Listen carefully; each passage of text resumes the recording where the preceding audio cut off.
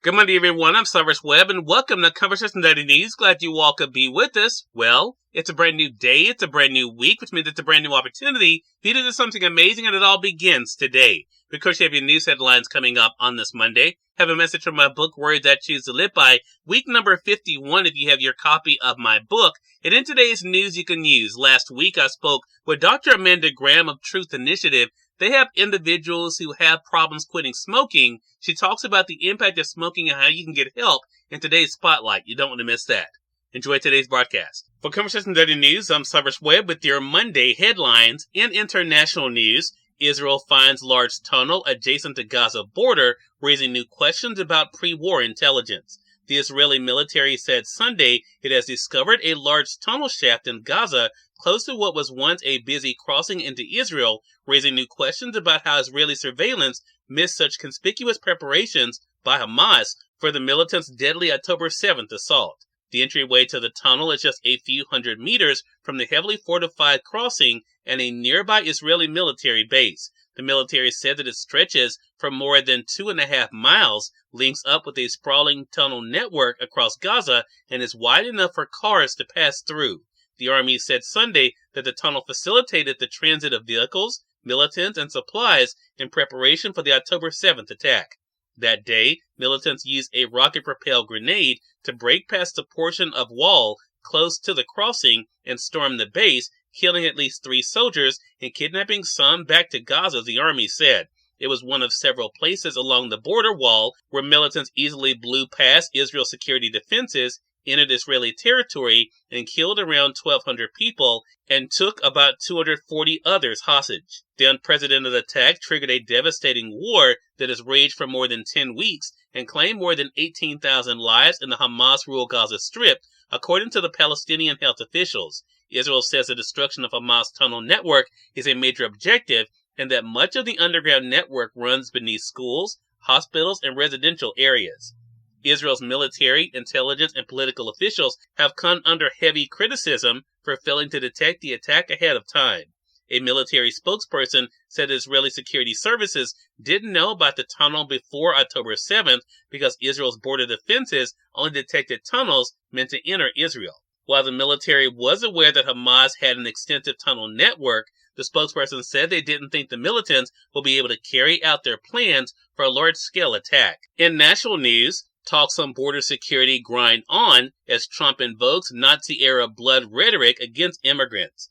Negotiators rushed to reach a U.S. border security deal on Sunday that would unlock President Joe Biden's request for billions of dollars worth of military aid for Ukraine and other national security needs before senators leave town for the holiday recess.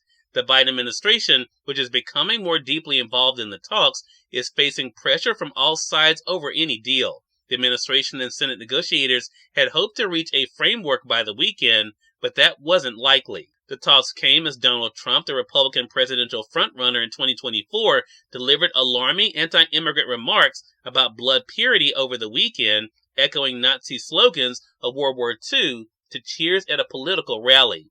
"They're poisoning the blood of our country," Trump said about the record number of immigrants coming to the U.S. without immediate legal status. Speaking in the early voting state of New Hampshire, Trump drew on words similar to Adolf Hitler as the former U.S. president berated Biden's team over what has been a record number of migrants. "All over the world they're pouring into our country," Trump said. All weekend, senators and top Biden officials, including the Homeland Security Secretary, have worked intently behind closed doors at the Capitol to strike a border deal, which Republicans in Congress are demanding in exchange for any help for Ukraine, Israel, and other national security needs. In more national news, prolific Chicago sculptor whose public works explored civil rights, Richard Hunt, dies at 88. Richard Hunt, a prolific Chicago artist who was the first black sculptor to receive a solo retrospective at New York City's Museum of Modern Art, and whose public works drew praise from presidents, has died.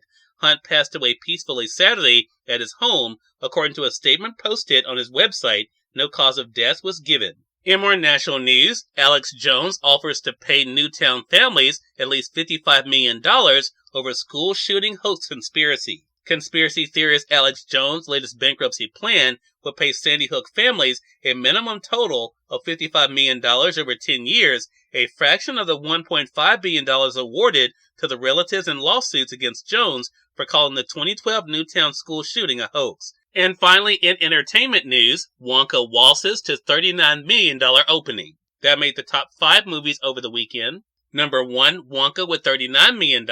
Number 2, The Hunger Games, The Ballad of Songbirds and Snakes with $6 million. Number 3, The Boy and the Heron with $5 million.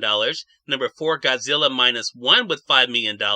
And number 5, Trolls Band Together with $4 million. Cyrus Webb, Conversations Daily News. It's now time for a message from my book, Words I Choose to Live By. Enjoy. Good morning, everyone. I'm Cyrus Webb, and welcome to Words I Choose to Live By. Today, choose to live boldly and fearlessly, knowing that with the Creator by your side, you can accomplish the impossible. Now go have an amazing Monday. Dr. Amanda Graham is featured in today's News You Can Use, right here on Conversation Daily News. For Conversation Daily News, I'm Cyrus Webb with your News You Can Use. Dr. Amanda Graham from Truth Initiative joined me on Conversations Live, the radio show, to discuss help for those who wanted to quit smoking going into the new year. Here's a bit of our conversation. Dr. Graham, thank you so much for the time. Really appreciate it. Thank you for having me. This is an important topic. I know for a lot of people this is something they have been either wanting to do or have tried to do and failed, Dr. Graham. So where do we stand with the ongoing issue of adult smoking right now? Smoking remains this country's leading cause of preventable death and disease. And we know also financial costs, not just to individuals, but to families and communities. The number that we talk about is 480,000. That's the number of people who die each year from a smoking-related illness. I want to pick up on something that you've already mentioned, which is that most people want to quit. Most smokers say in national surveys year after year, they want to quit, and over half have tried to quit. Quitting is one of the best things a smoker can do, and it's never too late to quit for anyone. But what challenges are associated with quitting? The main challenge is really nicotine addiction. When you smoke a cigarette or vape and really any kind of recreational nicotine use, that nicotine hits the brain very quickly, and it drives the release of a brain chemical called dopamine. That's the feel-good chemical. That's what keeps people using these products. We know that for some people it can take multiple attempts to quit successfully. The key is each time you try to quit, to figure out what worked, what didn't work, and to take those learnings into the next time that you try and to really keep trying. The other thing I want to mention is, there's this misconception that a lot of smokers have, maybe your parents had this, that if you struggle to quit, well, it must mean I'm just not the kind of person who can quit. It must not be in the cards for me. And those are really misconceptions. Cyrus Webb, Conversations Daily News.